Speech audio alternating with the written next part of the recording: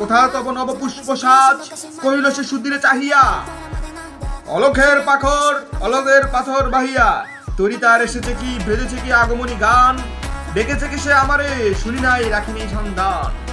কহিল ওগো কবি, রচিয়া লও না আজ কৃতি, বসন্ত বন্দনা তব কণ্ঠ শুনি এ মোর মিনতি। কহিল সে মৃদু মৃদু স্বরে, নাই হলো না হোক এবারে, আমারে কাহিনে গান বসন্তে আনিতে বহিয়া, রহিনে সে বুলনিত এসেছে তো ফাগুন ছড়িয়া। এই শালা বন্ধ কর।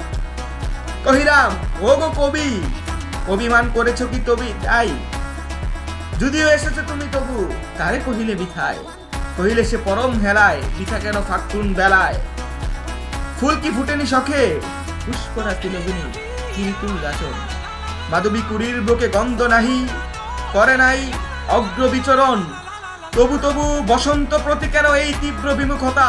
কহিল অপেক্ষা ঋতুরাজে কেন কবি, দাও তুমি ব্যথা। কহিল সে কাছে সরে আসি, কহিল উত্তরিতলে মেঘের সন্ন্যাসী, গিয়াছে চলিয়া ধীরে পুষ্প শূন্য দিগন্ত পথে রিক্ত হস্তে, তারই পরে মনে ভুলিতে পারি না কোনো মতে। এই শালা বন্ধ কর। ওর স্বামী যে নিহাল হোসেন ছিল না, মারা গেছে, তো ওই জন্য কবিতাটা লিখছে। ইয়েস,